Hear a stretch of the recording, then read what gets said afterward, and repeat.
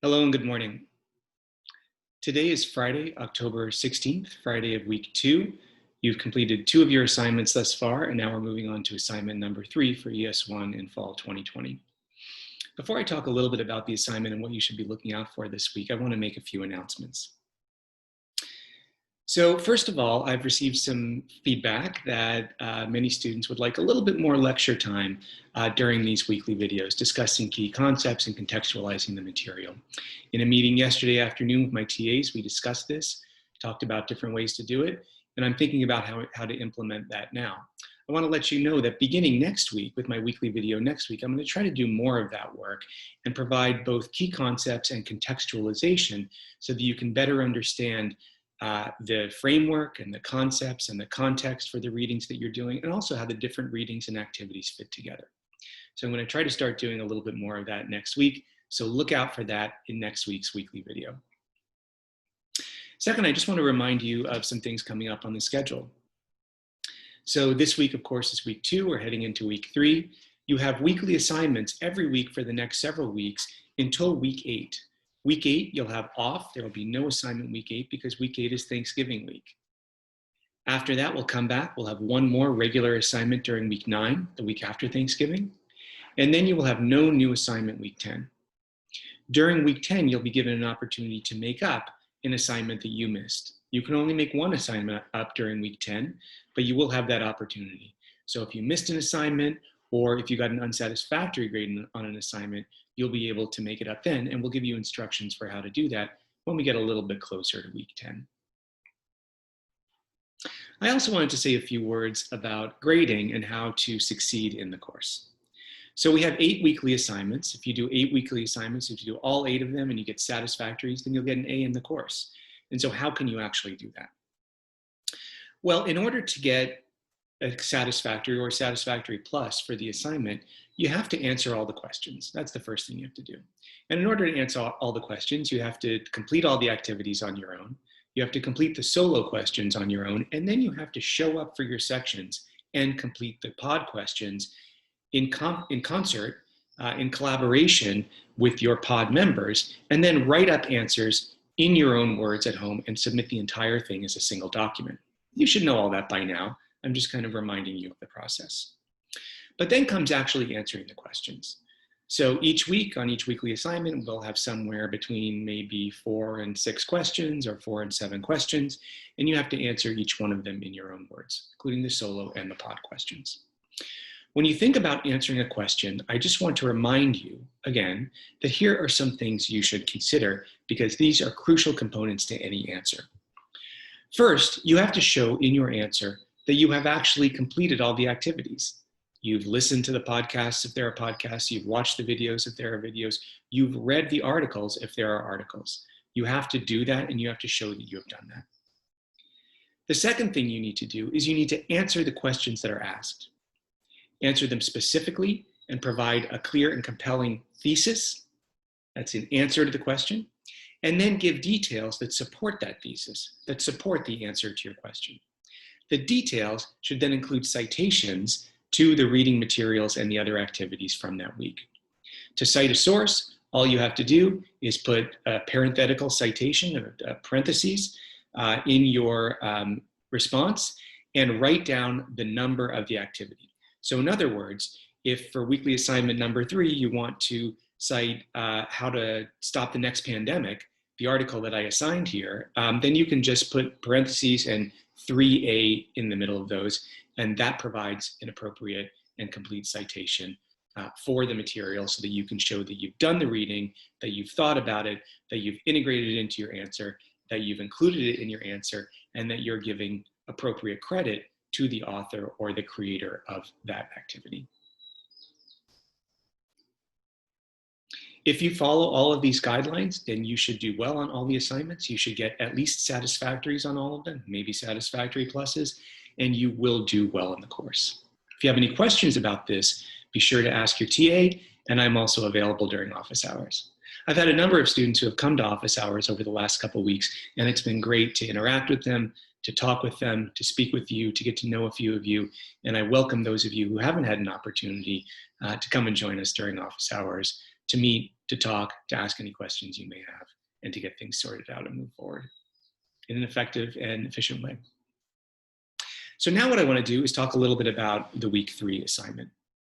So the theme of assignment during week 3 is to consider the relationships between the environment and human health. So it's the relationships between the environment and people, their bodies and their health, and the social context in which those things exist. We're going to focus here on the COVID-19 pandemic because that's what's really in front of us. That's the crucial thing that's facing this country and the world right now in terms of global public health. But the concepts and the ideas from this week could apply to a variety of different diseases, a variety of different public health issues, and a variety of different contexts. For the activities this week, you have six different activities. You have a video, How to Stop the Next Pandemic. You have 2 essays, How Humanity Unleashed a Flood of New Diseases and the Meat We Eat is a Pandemic Risk Too. You have a report published by a research institute. You have responses to the report from a variety of experts in that field who are bringing different kinds of perspectives to that. And then you have a broader article looking at why the American response to the COVID-19 pandemic has looked the way it has, why it's failed in so many different ways, and how we can think about that, explain that, and maybe learn some lessons about that for the future. In addition to these 6 activities, you have 5 questions. 3 of these are solo questions that you need to answer at home. And then 2 of them are pod questions that you will answer in your discussion sections in the context of your small groups. Here are some things that I want you to be thinking about as you read and listen and watch the activities, and as you think about the answers to your questions. So the first theme is the relationship between causes and effects. It seems like many of our responses, at least in this country and probably in many areas around the world, have really focused on the effects of the COVID-19 pandemic instead of its causes. In particular, we focused on the economic and public health effects as opposed to many of the social and ecological causes of the pandemic itself. What would it mean if we focused more on the causes and a little bit less on the effects in order to try to avoid some of those effects in the future by dealing with the actual causes of these problems? The second thing I want you to think about is the ecological roots of the COVID-19 pandemic and of public health issues in general. Particularly in this country, we have a cultural propensity, at least now in our history, to think about health problems as really being medical problems. But health problems are also environmental problems and they're social problems. What does it mean to think about the ecological roots of the COVID-19 pandemic, and how would we think about addressing it, approaching it, and maybe preventing future episodes like this in the future if we thought more about those ecological roots? This is directly related to that first theme of causes and effects. Third, I want you to think about disproportionate impacts and hardships that people are feeling throughout this country and throughout the world, depending on how the COVID-19 pandemic has impacted them, their families, and their communities. As I'm sure many of you know, this pandemic has not affected everybody equally. It's often said that we're all in the same storm, but we're all in different boats.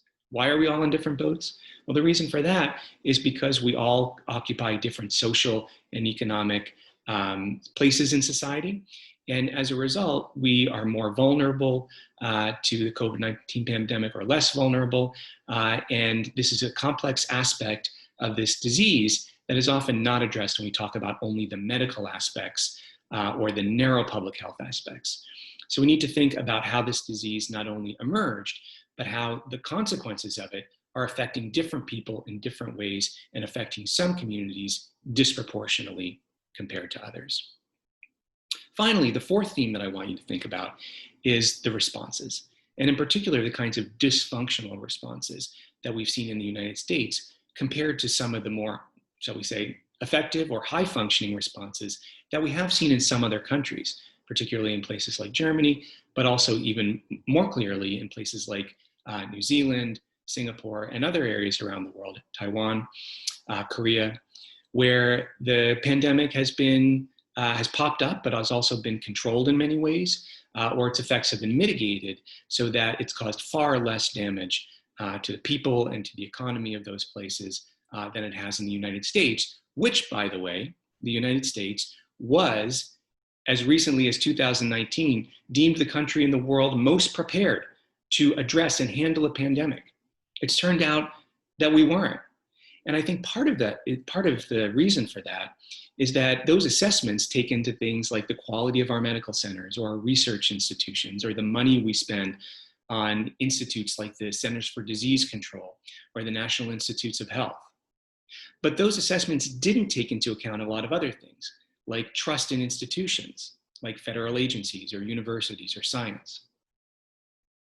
And so when we think about these things, or social solidarity, when we think about these things, then it becomes clear that there are reasons, pre-existing reasons, why the United States has struggled so much with the COVID-19 pandemic compared to many other developed countries, and how we can think about addressing some of those issues to try to prevent that kind of a response in the future, do better at this, because we know this will not be the last time we face this kind of a situation. And so here we are at the end of week 2, heading into week 3. Many of you are doing great with these weekly assignments and these activities. I know I've heard from a lot of you that they're interesting readings, that they're interesting videos, that they're helping out. The workload is pretty heavy, but that you feel engaged and enriched by the materials, and that the small group exercises are enabling you to feel connected to the campus and the community, and a little bit more to some of your colleagues that you can't be with in person. I'm glad about that, and I promise that in the weeks to come, I'm going to be providing a bit more lecture material in these weekly videos, again, to help you understand how the activities fit together and to provide a broader context in which we can understand them. Until next week, good luck, be safe, enjoy your time, and if you have any questions, let your TA know or come and see me in office hours. I'd love to see you there.